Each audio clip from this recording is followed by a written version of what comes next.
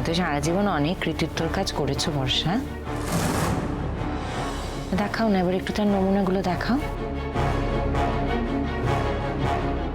আমার কৃতিত্ব অকৃতিত্ব নিয়ে তো তোমাকে ভাবতে হবে না, আমার কৃতিত্ব দেখার জন্য লোক আছে। তুমি তোমার নিজের চরকায় তেল দাও। আমি কিন্তু তোমার এই সিদ্ধান্ত সমর্থন করলাম না মা। করলি না? না করলি না? আগেও তো আমার অনেক সিদ্ধান্ত তুই মেনে নিসনি, এমনকি তোরও অনেক সিদ্ধান্ত আমি মেনে নিইনি। এই যে যেমন এই মেয়েটিকে তোর বিয়ে করার সিদ্ধান্তটা আমি কিন্তু মেনে নিইনি।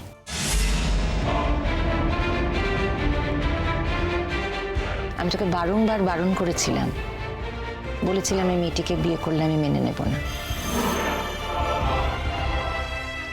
তাতে কি হলো বল? এই মেয়েটিকে তো তুই বিয়ে করলি, কারণ এটা তোর চয়েস। আর এক্ষেত্রেও ঠিক তাই হবে, তার কারণ আইনগতভাবে এই মেয়েটিকে গ্রহণ করা, আমাদের কাছে রাখাটা আমাদের চয়েস।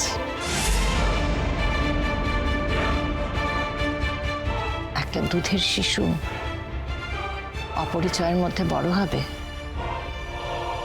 সেটা যে আমি কখনোই চাইবো না বুবলাই। আর জানিস তো বুবলাই, আইনগতভাবে আমরা যদি এই বাচ্চাটাকে নিতে পারি তাহলে আমি খুব খুশি হব। আমার তো তিনটে ছেলে মেয়ে আছিস তোরা, কিন্তু এই মানুষটা, এই যে তোদের নতুন কাকু, তার কি আছে আমায় বলতে পারিস? তোরা কি পেরেছিস পুরোপুরি এই মানুষটার হতে? এই মানুষটাকে অতটাই আপন করে নিতে পেরেছিস? বল না, বল। পারিস নি কিন্তু বুবলাই। অনেক সময় তোদের মধ্যে বিরোধ বেঁধেছে। আর যদি তোদের নতুন কাকু এই বাচ্চাটাকে আইনগতভাবে নিজের কাছে রেখে শান্তি পেতে চায়, তাহলে আমি কিন্তু তোর নতুন কাকুর পাশেই দাঁড়াবো। মা, আমরা কিন্তু নতুন কাকুকে নিয়ে কিছু বলছি না। এই কথাটা তোকে ভাবতে হবে ভাবি, যে এখন তোর নতুন কাকু আর আমার জীবন কিন্তু একই সুরে বাঁধা। তোর নতুন কাকু যে কাজটা করবে তাতে আমারও থাকা উচিত। শুধু তাই নয়, আমি যে কাজটা করব তাতেও তোর নতুন কাকুর থাকা উচিত। এগুলোকে কি বলে জানিস? যৌথ পদক্ষেপ। আমার মনে হয় না এই ব্যাপার নিয়ে আর কোনো কথা বলার দরকার আছে বলে। আমি তো আর পোস্টার নিয়ে পাড়ায় পাড়ায় স্লোগান দিতে যাব না। তাহলে আমরা এটাই জানলাম যে আমরা সোনাইকে আইনগতভাবে নিজেদের কাছে রাখবো।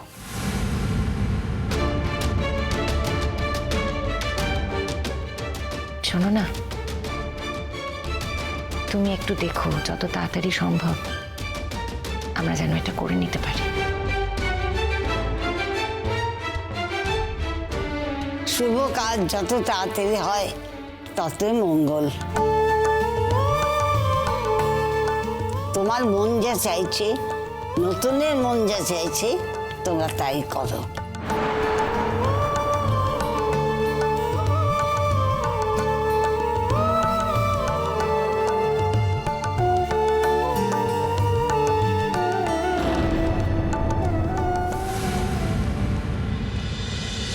এটা তো এমনিতে খুবই ভালো হচ্ছে, কিন্তু দেখো তো এইভাবে কিরকম হয়।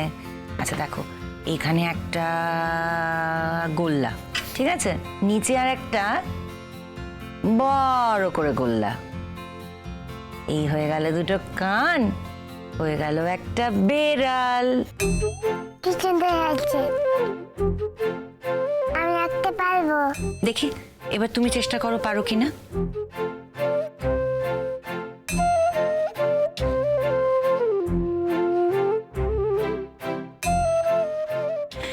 বাহ, এই তো হচ্ছে। দেখি না, তুমি খুব ভালো পারবে। শুধু দুটো গোল্লা, ওপরে একটা ছোট গোল্লা আর নিচে একটা বড় গোল্লা, তাহলেই কিন্তু হয়ে যাবে। দেখো দেখি। বাকি দেখ।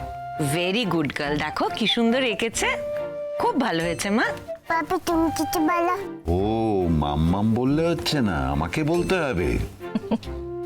খুব ভালো হয়েছে, খুব সুন্দর হয়েছে। তো কি বলো তো? এটা তো সমুদ্র, সি। তুমি কোনোদিন সমুদ্রে গেছো? না, আমি সমুদ্র দেখিনি। এক ছবি দেখেছিলাম, তাই আঁকলাম। ও তুমি সমুদ্রে যাবে? আহা গো, সত্যি তো কোনোদিনও কোথাও যায়নি। চলো না, কাছে পিঠে সমুদ্রের ধার থেকে একটু ঘুরে আসি আমরা। মিঠির অবশ্য নতুন চাকরি, কিন্তু কাছে পিঠে হলে ও নিশ্চয়ই পারবে। আমরা বেড়াতে যাবো। তোমার তো আবার দার্জিলিং যাওয়াটা ক্যান্সেল করতে হলো। আমারই জন্য ক্যান্সেল করতে হলো। না না, এখন আর তোমায় কোথাও যেতে বলবো না, ঠিক আছে? তোমার জন্য ক্যান্সেল হবে কেন? আমি আমার জন্য ক্যান্সেল করেছি। তবে হ্যাঁ, আমরা সমুদ্রে বেড়াতে যেতেই পারি। মিঠি হয়তো এখন যেতে পারবে না, নতুন চাকরি জয়েন করেছে, কিন্তু যদি চান্স পায় আমরা সমুদ্রে গেলে তো কাছাকাছি যাব, ও চলে যেতে পারবে। তোমাকে না কদিন ধরে একটা কথা বলবো ভাবছিলাম, কিছুতেই বলা হয়ে উঠছিল না। বলছি যে মিঠির তো শাস্ত্রমতেই বিয়ে হয়েছে, সিঁদুর পরে, হিন্দু শাস্ত্র মতে। আর তারপর যা ঝামেলাটা হলো, মেয়েটা তো বাড়ি ফিরে এলো। বলছি যে বিয়েটা তো এবার শেষ করতে হবে। আমার মনে হয় এটা না ওদের উপর ছেড়ে দেওয়া ভালো। মিঠি এখন বড় হয়েছে, নিজের সিদ্ধান্ত নিজে নিতে শিখছে। ওর যদি মনে হয় কোনোদিন ও ভবিষ্যতে এগিয়ে যাবে, সেটাও করুক না। আমাদের এর মধ্যে না ঢোকাই ভালো, তাহলে কিন্তু মুশকিল হবে। Let them decide and let's wait for the future. দেখি না ভবিষ্যতে ওরা কি করে। ওদের উপর কিছু জোর করে চাপিয়ে দেওয়া বোধহয় ঠিক নয়। না না, আমি একেবারেই সেটা বলতে চাইছি না। আমি বলতে চাইছি ওর এত মাথায় আছে তো। এইভাবে কি জীবনটাকে হেলায় বইয়ে দেবে? কিচ্ছু হেলায় বয়ে যাবে না, একটু সময় দাও না। আমার মনে হয় তাড়াহুড়ো না করা ভালো। ওরাও বোধহয় চাইছে না তাড়াহুড়ো করতে। যদি সেরকম ওর মনে হতো তাহলে ও কিন্তু ডিভোর্সের কথা বলতো। এখনো কিন্তু ডিভোর্সের কথা বলেনি। সময় দাও, দেখো না ভবিষ্যতে কি হয়। আমার মনে হয় সময়ের সঙ্গে সঙ্গে সব ঠিক হয়ে যাবে। আসবো? আরে হ্যাঁ, এসো এসো এসো, বসো বসো।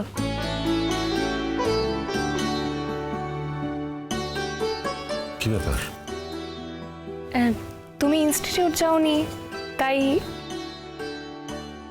ও, আমি তো ছুটি নিয়েছি। হ্যাঁ, তা তো বটেই, তুমি ছুটি নিয়েছো, কিন্তু কেন ছুটি নিয়েছো সেটা জানার জন্যই এলাম। আমার ইচ্ছে হয়েছিল, কেন মানুষ ছুটি নেয় না। না মানে আমি এসেছি বলে কি তুমি মাইন্ড করছো?